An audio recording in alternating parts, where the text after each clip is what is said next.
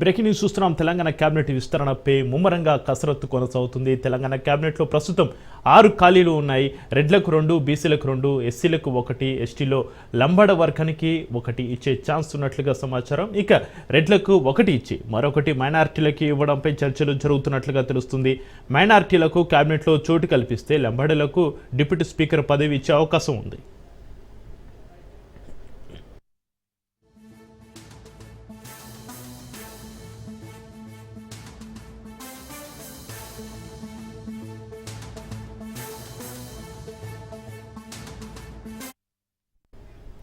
ఇక OC quota రేసులో కోమటిరెడ్డి రాజగోపాల్ రెడ్డి, సుదర్శన్ రెడ్డి, ప్రేమ్ సాగర్ రావు ఉన్నారు. ఇక బీసీ కోటాలో ఆది శ్రీనివాస్, వాకటి శ్రీహరి, విజయశాంతి వరుసలో ఉన్నారు. ఎస్సీ కోటాలో గడ్డం వివేక్, అద్దంకి దయాకర్, మైనారిటీ కోటాలో అమీర్ అలీఖాన్కు ఛాన్స్ దక్కే అవకాశం అయితే ఉంది. ఇందులో భాగంగానే సీఎం రేవంత్ రెడ్డి ఢిల్లీ బయలుదేరి వెళ్లారు. సీఎం రేవంత్ వెంట బట్టి, ఉత్తమ్ కూడా ఉన్నారు. అధిష్టానం పిలుపుతో నేతలు ఢిల్లీ వెళ్లారు. కేసీ వేణుగోపాల్తో భేటీ కానున్నారు. కేబినెట్ విస్తరణపై హైకమాండ్తో చర్చించే అవకాశం ఉన్నట్లుగా తెలుస్తోంది.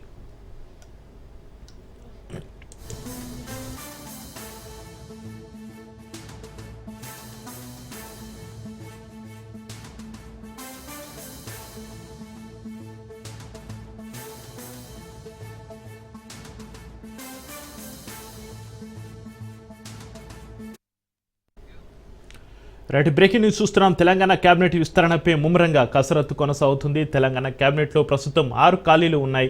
రెడ్లకు 2, బీసీలకు 2, ఎస్సీలకు 1, ఎస్టీలో లంబాడ వర్గానికి 1 ఇచ్చే ఛాన్స్ ఉన్నట్లుగా సమాచారం. ఇక రెడ్లకు 1 ఇచ్చి మరొకటి మైనారిటీలకు ఇవ్వడంపై చర్చలు జరుగుతున్నట్లుగా తెలుస్తుంది. మైనారిటీలకు కేబినెట్లో చోటు కల్పిస్తే లంబాడీలకు డిప్యూటీ స్పీకర్ పదవి ఇచ్చే అవకాశం ఉంది.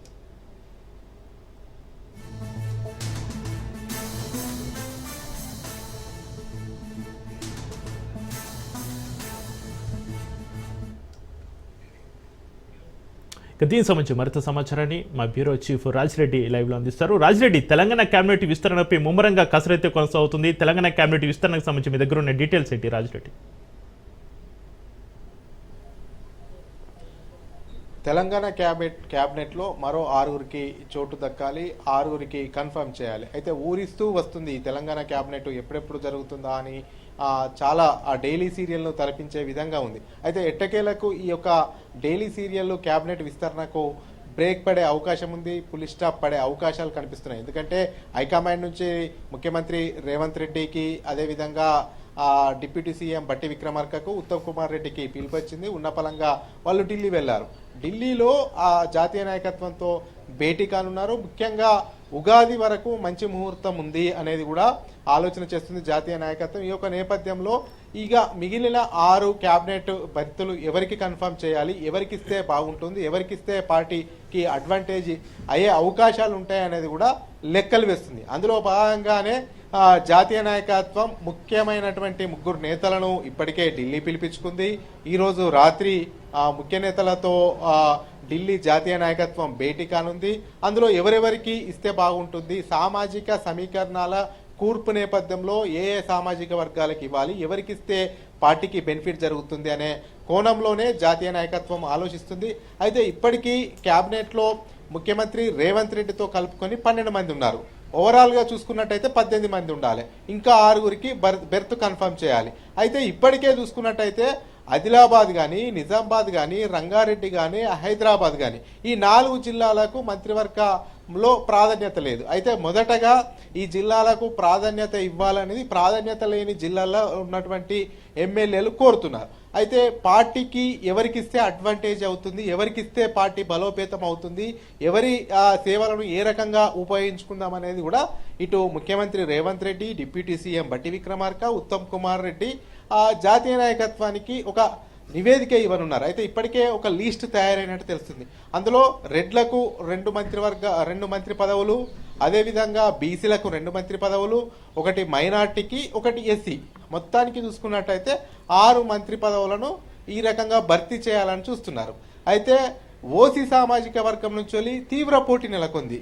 ముఖ్యంగా రెడ్డి సామాజిక వర్గం నుంచి చూసుకున్నట్టయితే నల్లగొండ నుంచి మునుగోడు నుంచి గెలిచినటువంటి ఎమ్మెల్యే కోమటిరెడ్డి రాజగోపాల్ రెడ్డి ఎన్నికల ముందు బీజేపీ నుండి కాంగ్రెస్లోకి వచ్చారు.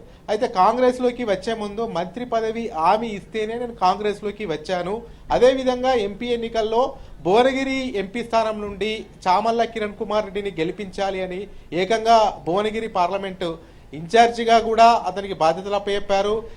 ఏకంగా ముఖ్యమంత్రి రేవంత్ రెడ్డి ఆయన స్వగృహం వెళ్ళి అప్పుడు ఈ యొక్క భువనగిరి ఎన్నికల్లో చామల్ల కిరణ్ కుమార్ రెడ్డిని గెలిపించాలి, మంత్రి పదవి నీకు ఇస్తానని కూడా ముఖ్యమంత్రి హామీ ఇచ్చినట్టు, అటు ఏఐసిసి హామీ ఇచ్చినట్టు కూడా రాజగోపాల్ రెడ్డి చెప్తున్నారు. ఈ యొక్క నేపథ్యంలో తనకు మంత్రి పదవి ఖచ్చితంగా వస్తుంది అనే ఆశతో ఉన్నారు. అతని అనుచరులు కూడా రాజగోపాల్ రెడ్డికి ఖచ్చితంగా మంత్రి పదవి వస్తుంది, ఏఐసిసి హామీ ఇచ్చింది, ముఖ్యమంత్రి హామీ ఇచ్చారు కనుక ఖచ్చితంగా వస్తుంది అనేది కూడా రాజగోపాల్ రెడ్డి అనుచరులు చెప్తున్నటువంటి పరిస్థితి కనబడుతుంది.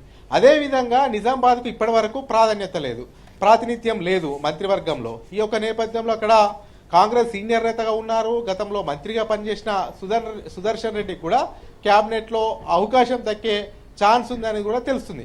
ఎందుకంటే అతను సీనియర్ నేతగా ఉన్నారు, మొదటి నుంచి కాంగ్రెస్ పార్టీలోనే ఉన్నారు. కాంగ్రెస్ ఓటమి పాలైనప్పటికీ కూడా గత 10 సంవత్సరాల నుంచి కూడా కాంగ్రెస్ లోనే కంటిన్యూగా కొనసాగుతున్నారు. గతంలో ఉమ్మడి రాష్ట్రంలో మంత్రిగా కూడా చేసిన అనుభవం ఉంది కాబట్టి సుదర్శన్ రెడ్డికి కూడా ఈ క్యాబినెట్ లో బెర్త్ కన్ఫర్మ్ అయ్యే అవకాశాలు కనబడుతున్నాయని తెలుస్తుంది. అయితే ఉమ్మడి ఆదిలాబాద్ జిల్లా నుంచి కూడా ప్రాతినిధ్యం లేదు ఇప్పటి వరకు.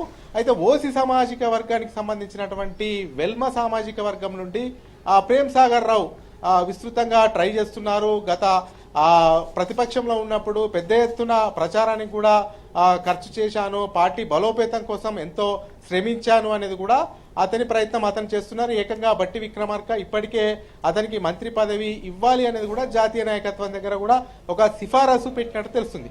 ఈ యొక్క నేపథ్యంలో ఎవరికి వస్తుంది అనేది కూడా ఉత్కంఠ నెలకొంది.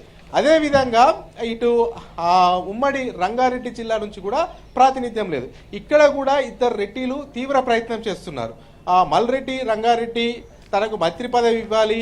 ఇక్కడ అసలు హైదరాబాద్ రంగారెడ్డి జిల్లాలో తెలంగాణలో ఉన్నటువంటి 42% జనాభా ఇక్కడ హైదరాబాద్ రంగారెడ్డిలోనే ఉంటుంది. ఇక్కడ ప్రాతినిధ్యం లేకపోవడము చాలా తీవ్రమైన అంశంగా పరిగణిస్తున్నా ఖచ్చితంగా తనకు మంత్రివర్గంలో చోటు కల్పించాలి. ఒకవేళ తనకు మంత్రివర్గంలో చోటు కల్పించకపోతే అంటే సామాజిక సమీకరణాలు సామాజిక నేపథ్యంలో తనకు అవకాశం రాకపోతే కూడా తాను మా ఎమ్మెల్యే పదవికి రాజీనామా చేసి తన ప్లేస్ లో వేరే సామాజిక వర్గాన్ని నిలబెట్టి గెలిపించుకొని అవసరం అనుకుంటే మళ్ళీ మంత్రి పదవి ఇప్పించుకుంటా అని కూడా అతను చెప్తున్నటువంటి పరిస్థితి కనబడుతుంది. అదే విధంగా రామ్మోహన్ రెడ్డి కూడా పరిగి ఎమ్మెల్యే అతను కూడా పెద్ద ఎత్తున తనకు కూడా మంత్రి పదవి కావాలని ఆశిస్తున్నారు. అయితే మనకు అందుతున్న సమాచారం ప్రకారము ఇటు మల్రెడ్డి రంగారెడ్డికి కానీ అయితే రామ్మోహన్ రెడ్డి ఈ ఇద్దరిట్లో ఒకరికి చీఫ్ విప్ ఇచ్చే అవకాశాలు కనబడుతున్నాయి. అదే విధంగా ఎస్టీ సామాజిక వర్గం నుంచి కూడా బాలునాయక్ డిప్యూటీ స్పీకర్ ఇచ్చే అవకాశాలు కనబడుతున్నాయి. ఎస్సీ సామాజిక వర్గం నుంచి అయితే వివేక్ వెంకటస్వామి విస్తృతంగా తనకు ఆ యొక్క మంత్రి పదవి కావాలనే ప్రయత్నం చేస్తున్నారు.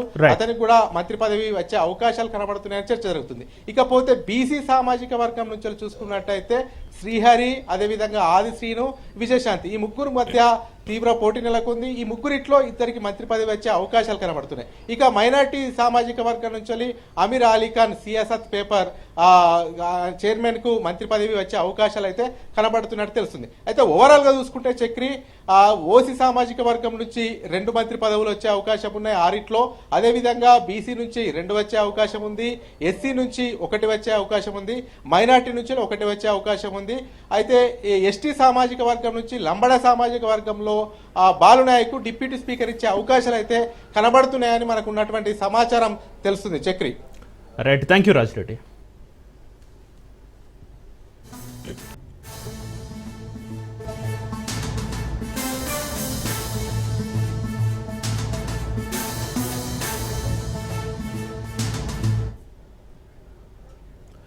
మరో బ్రేకింగ్ న్యూస్ చూస్తున్నాం. తెలంగాణ అసెంబ్లీ దగ్గర ఉధృత పరిస్థితి చోటు చేసుకుంది. అసెంబ్లీ ముట్టడికి జగిత్యాల రైతులు ప్రయత్నించారు. రైతు రుణమాఫీ పూర్తిగా చేయాలని డిమాండ్ చేశారు. ఇక రైతు భరోసా, పంట నష్టపరిహారంపై ఆందోళన నిర్వహించారు. దీంతో పోలీసులు వారిని అడ్డుకున్నారు.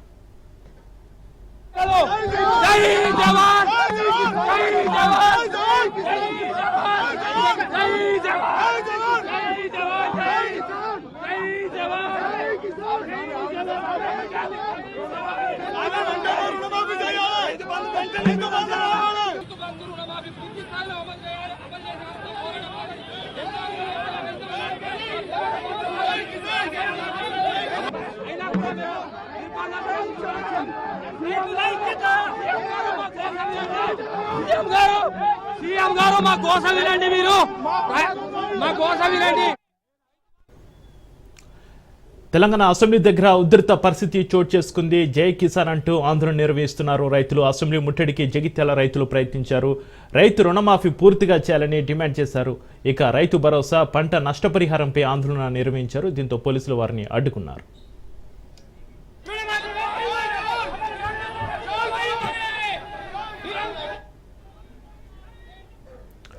పార్లమెంటు సభ్యులు, మాజీ సభ్యుల జీతభత్యాలు పెంచుతున్నట్లుగా కేంద్రం అధికారికంగా ప్రకటించింది. పార్లమెంటు సభ్యుల నెలవారీ జీతం 1,00,000 నుంచి 1,24,000కు పెరిగింది. రోజువారీ భత్యం 2,000 నుంచి 2,500కు పెంచుతున్నట్లుగా కేంద్రం ప్రకటించింది. పార్లమెంటు సభ్యులు, మాజీ సభ్యుల నెలవారీ పెన్షన్ 25,000 నుంచి 31,000కు సవరించింది. మాజీ సభ్యులకు ప్రతి సంవత్సరం సర్వీసుకు అదనపు పెన్షన్ 2,000 నుంచి 2,500కు పెరిగింది.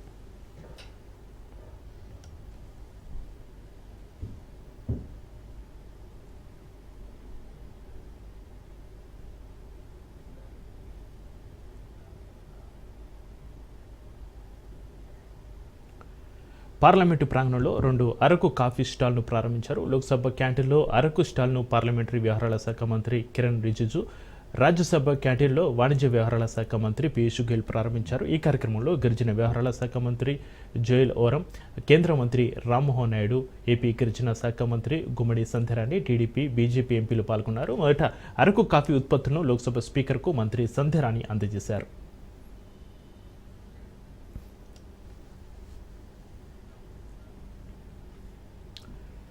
రాష్ట్రంలో మొదటిసారిగా ఆర్జల బావి వద్ద PSAS ద్వారా రబీ ధాన్యం కొనుగోలు కేంద్రం ప్రారంభించామన్నారు మంత్రి కోమటిరెడ్డి వెంకటరెడ్డి. ధాన్యం విక్రయించిన 2 రోజుల్లోనే రైతులకు డబ్బులు చెల్లిస్తామన్నారు మంత్రి. తెలంగాణలో గత సీజన్లో ధాన్యం కొనుగోలు, విక్రయాల్లో నల్గొండ జిల్లా మొదటి స్థానంలో ఉందన్నారు. వ్యాపారస్తులు డబ్బే లక్ష్యంగా వ్యాపారం చేయొద్దన్నారు. రైతులను కావాలని ఇబ్బంది పెడితే ఆ మిల్లులను సీజ్ చేస్తామన్నారు. రైతులు కూడా ఆదాయం వచ్చే పంటలపై దృష్టి సారించాలన్నారు. అలాగే SLBC సొరంగం పూర్తయి జిల్లా సస్యశ్యామలం అవుతుందనుకునే సమయంలోనే ఎవరితో దిష్టి పడిందన్నారు. సొరంగం 17 మీటర్లు తవ్వగానే SLBC టెనెల్ కూలి 8 మంది చనిపోవడం దురదృష్టకరమన్నారు కోమటిరెడ్డి.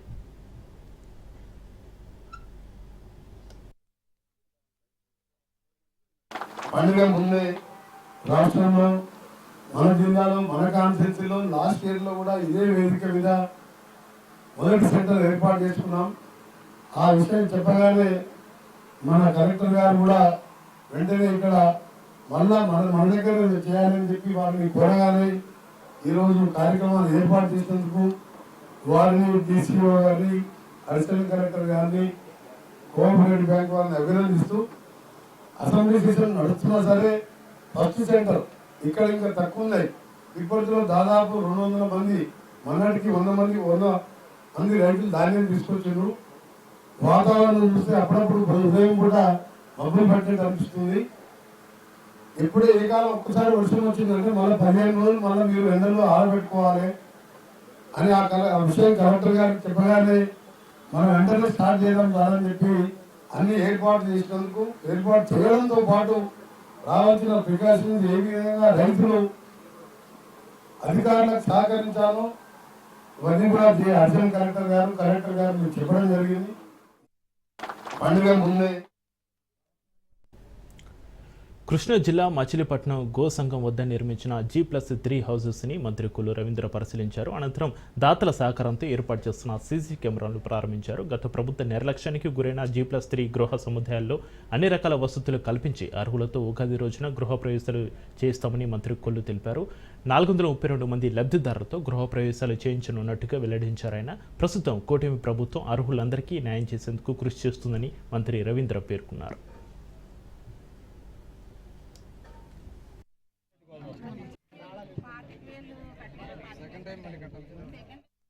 రేపు ఉగాది నాటికి కంప్లీట్ చేయాలని దాదాపు 432 ఇళ్ళు రేపు హ్యాండ్ ఓవర్ చేస్తున్నాం. ఇవే కాకుండా ఇంకొక 1088 ఇళ్ళు కంప్లీట్ అవుతున్నాయి. అవి కూడా దాదాపు 93% వరకు కంప్లీట్ అయిపోయింది. మిగతా కూడా కంప్లీట్ చేసి అవి కూడా వాళ్ళని హ్యాండ్ ఓవర్ చేస్తాం జరుగుతుంది. మొత్తం బేస్మెంట్ లెవెల్లోనే ఇంకా నిర్మాణం చేయాల్సినవి ఉన్నాయి. వాటిని కూడా దృష్టి పెట్టి అవకాశం ఉన్నంత వరకు వీలైతే ఆ 1800 ఇళ్ళను కూడా కంప్లీట్ చేయడానికి మరి ముఖ్యమంత్రి గారితో కూడా మాట్లాడి, మున్సిపల్ మినిస్టర్ గారితో కూడా మాట్లాడి ఎందుకంటే beneficiary contribution plus bank loan ఉంది కాబట్టి ప్రభుత్వం పెరిగినటువంటి అంచనాలని కొద్దిగా మ్యాచ్ చేసుకోగలిగితే అవన్నీ కూడా కంప్లీట్ చేస్తే ఆల్రెడీ ఇన్ఫ్రాస్ట్రక్చర్ ఉంది, మొత్తం కూడా రోడ్స్ కానీ డ్రైన్స్ కానీ టోటల్ అంతా ఉంది, ఎలక్ట్రిసిటీ ఉంది, అంతా ఉంది కాబట్టి మిగతా కూడా కంప్లీట్ చేసి మేము ఏదైతే అనుకున్న 4176 ఇల్లు కూడా కంప్లీట్ చేయడం జరుగుతుంది. మిగతా కూడా 1 year లోపు అయ్యే విధంగా ప్లాన్ చేసుకుని ముందుకెళ్తామని చెప్పి తెలియజేస్తాం. విజయవాడ కోర్టు కాంప్లెక్స్లో వినియోగదారుల ఫోరం బెంచ్ ప్రారంభోత్సవం జరిగింది. వినియోగదారుల బెంచ్ను మంత్రి నాదెండ్ల మనోహర్ ప్రారంభించారు. వినియోగదారుల హక్కులకు భంగం వాటిల్లకుండా ప్రభుత్వ చర్యలు తీసుకుంటుందన్నారు నాదెండ్ల. విద్యార్థి దశ నుంచి వారికి అవగాహన కార్యక్రమాలు చేపడతామన్నారు. వినియోగదారులకు నష్టం జరిగితే నేరుగా ఫోరంను ఆశ్రయించారన్నారు. డిజిటల్ అవేర్నెస్ చేపట్టి చైతన్యం తెచ్చేలా కార్యాచరణ ప్రణాళిక సిద్ధం చేశారు. నాణ్యతలో కొలతలో ఎక్కడైనా లోపాలు ఉంటే సరిదిద్దుతామన్నారు నాదెండ్ల.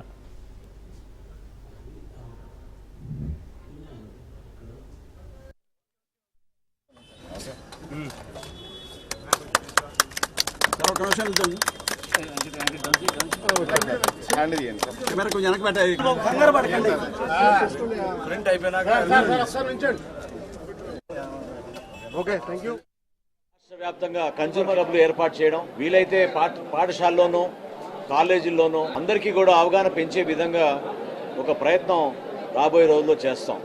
దీంతో పాటు భారతదేశంలో ఆంధ్రప్రదేశ్ విషయంలో మాత్రం అడ్రెస్లు కానివ్వండి, గ్రీవెన్సెస్ కానివ్వండి చాలా బాగా రెక్టిఫై చేసే విధంగా ఈ కేసెస్ పరిష్కారంలో చొరవ చూపిస్తూ ఉన్నారు. దాదాపు 1,33,757 కేసులు నమోదైతే ఇప్పుడు వరకు ఆల్మోస్ట్ 1,30,000 కేసులు పరిష్కారం చేశారు. జిల్లా స్థాయిలో 50 లక్షల వరకు, రాష్ట్ర స్థాయిలో 2 కోట్ల వరకు ఎవరైనా వినియోగదారుడు వాళ్ళు నివసిస్తున్న ప్రాంతంలో గౌరవ కోర్టును ఆశ్రయించి తనే ఆర్గ్యూ చేసుకోవచ్చు, లేదా న్యాయవాదుల సలహాతోటి వాళ్ళు సంప్రదించి వాళ్ళ ద్వారా కూడా ఆర్గ్యూ చేసుకోవచ్చు. ఎటువంటి సంస్థ అయినా సరే, ఎటువంటి ప్రోడక్ట్ అయినా సరే, అంతిమంగా కన్స్యూమర్ ఇస్ అ కింగ్. కన్స్యూమర్ని కాపాడే విధంగా, వినియోగదారుడికి హక్కు వచ్చే విధంగా మేము నూతనంగా కొత్త ఆలోచనలతోటి ఫర్ ద ఫస్ట్ టైం భారతదేశంలో డిజిటల్ అవేర్నెస్ కూడా పెంచే విధంగా మేము ఒక క్యాంపెయిన్ చేపట్టబోతున్నాం ఈ సంవత్సరం నుంచి. సో జూన్ నాటికల్లా రాష్ట్ర వ్యాప్తంగా ప్రతి పాఠశాలలోనూ, ప్రతి జూనియర్ కాలేజీల్లోనూ వినియోగదారుల యొక్క హక్కు గురించి మేము చేయాల్సిన కార్యక్రమాలు ప్రజల్లోకి మరింత విస్తృతంగా తీసుకెళ్లే విధంగా చేస్తాం.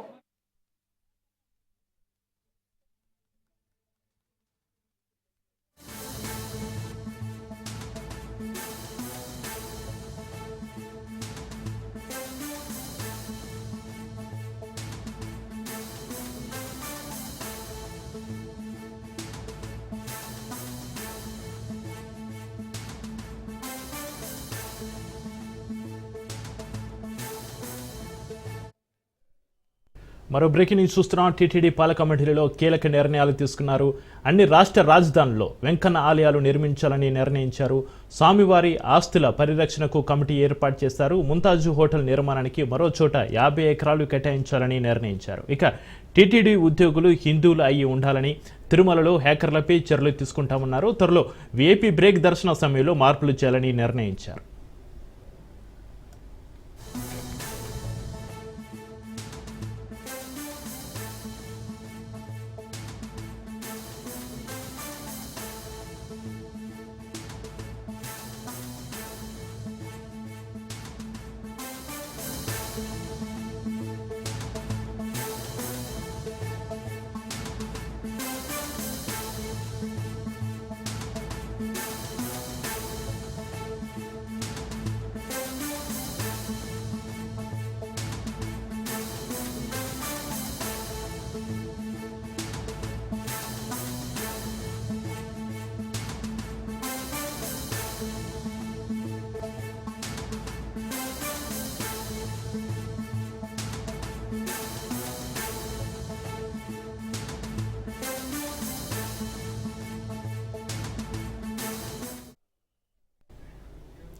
రైట్, ఇక తిరుమలకు సంబంధించి బ్రేకింగ్ న్యూస్ చూస్తున్నాం. టీటీడీ పాలక మండలిలో కీలక నిర్ణయాలు తీసుకున్నారు. అన్ని రాష్ట్ర రాజధానులలో వెంకన్న ఆలయాలు నిర్మించాలని నిర్ణయించారు. స్వామివారి ఆస్తుల పరిరక్షణకు కమిటీ ఏర్పాటు చేశారు. ముంతాజు హోటల్ నిర్మాణానికి మరో చోట 50 ఎకరాలు కేటాయించాలని నిర్ణయించారు. ఇక టీటీడీ ఉద్యోగులు హిందువులై ఉండాలని, తిరుమలలో హ్యాకర్లపై చర్యలు తీసుకుంటామన్నారు. త్వరలో వీఐపీ బ్రేక్ దర్శన సమయంలో మార్పులు వచ్చారని నిర్ణయించారు.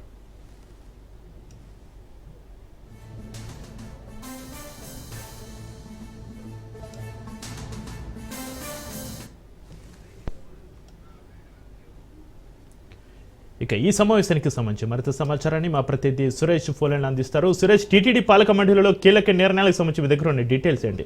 సురేష్, దేవస్థానం పాలక మండలి సమావేశం కొన్ని గంటల ముందే ముగిసింది. దీనిలో కీలక నిర్ణయాలు తీసుకున్నారు. 2025-26 సంబంధించి వార్షిక బడ్జెట్ ని ఆమోదించారు. దాదాపు 5.52 కోట్లను దాదాపు టీడీ వార్షిక బడ్జెట్ ఆమోదించారు. అలాగే 21 సీఎం నిర్ణయాలు ప్రకటించారు. అందులో భాగంగా ముంతాజ్ హోటల్ అనుమతులు పూర్తిగా రద్దు చేసి దాదాపు 32.5 ఎకరాలను టీటీడీ స్వాధీనం పరిచే విధంగా చర్యలు తీసుకున్నారు. ఆ రకంగా ఎదురుగా ఉన్న ల్యాండ్ లో ముంతాజ్ హోటల్ కట్టే విధంగా చర్యలు తీసుకోబోతున్నారు. ఈ 7 కోట్లు ఆనుకునేటువంటి నిర్మాణాలు చేయబోని బోర్డులో తీర్మానం చేశారు. అలాగే శ్రీవారి ఆస్తులు అన్యక్రాంతం కాకుండా ఒక కమిటీని ఏర్పాటు చేశారు. బోర్డు సభ్యులతో పాటు ఆ టాస్క్ ఫోర్స్ ఏర్పాటు చేస్తున్న నిర్ణయం తీసుకున్నారు. మరోవైపు తిరుమల కూడా సంబంధించి అక్రమ వ్యాపారం నిర్వహించడం మీద రెవెన్యూ టాస్క్ ఫోర్స్ తో కమిటీని ఏర్పాటు చేశారు. మరోవైపు టీడీడీలో పనిచేసే ప్రతి ఉద్యోగి హిందూ అయి ఉండాలి, ఆ రకంగా చర్యలు తీసుకుందామంటారు. మరోవైపు టీడీ ఉద్యోగుల విజ్ఞప్తి వారి సిఫార్సు లేఖలపై ప్రతి 3 నెలలకు ఒకసారి ప్రత్యేక ప్రవేశ దర్శనాన్ని కల్పించాలని నిర్ణయం వెల్లడించారు. మరోవైపు అన్ని రాష్ట్ర రాజధానులతో పాటు ప్రపంచవ్యాప్తంగా శ్రీవారి ఆలయ నిర్మాణం ఒక ట్రస్ట్ ఏర్పాటు చేస్తున్న విధంగా భక్తులు కూడా ముందుకు రావాలి. ఆ రకంగా శ్రీవారి ఆలయ నిధులను ట్రస్ట్ ఏర్పాటు చేసే విధంగా తీర్మానించబోతున్నారు. తీర్మానం చేసిన తర్వాత ఆ రకంగా ఎవరైతే ముందుకు వస్తారో అక్కడ ఆలయం నిర్వహించబోతున్నారు. ఇప్పటికీ కొన్ని రాష్ట్ర సీఎంలకు నేను లేఖ రాశాను. స్పందించిన సీఎంలకు ఆ సీఎం లేఖ రాష్ట్రాన్ని వెల్లడించారు. సీఎం సూచనతో తిరుమల భవిష్యత్తును కాపాడే విధంగా చర్యలు తీసుకోబోతున్నారు అని చెప్పారు. మరోవైపు తిరుమలలో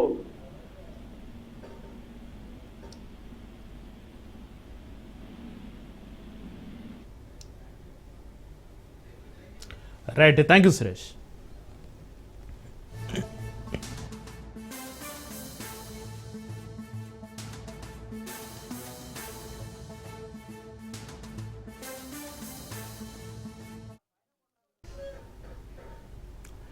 ఎంఎంటీఎస్ రైలు యువతిపై అత్యాచార యత్నం ఘటనపై ఎమ్మెల్సీ కవిత దిగ్భ్రాంతి వ్యక్తం చేశారు. రైల్వే ఎస్పీ చందన దీప్తితో ఎమ్మెల్సీ కవిత ఫోన్లో మాట్లాడారు. బాధితురాలి ఆరోగ్య పరిస్థితిపై రైల్వే ఎస్పీని కవిత అడిగి తెలుసుకున్నారు. రాష్ట్రంలో ఇలాంటి ఘటనలు తరచూ జరుగుతున్నాయని, మహిళలకు భద్రత కల్పించడంలో ప్రభుత్వం విఫలమైందని ఎమ్మెల్సీ కవిత మండిపడ్డారు. మహిళల భద్రతపై ప్రభుత్వం తక్షణమే దృష్టి సారించాలని కవిత డిమాండ్ చేశారు.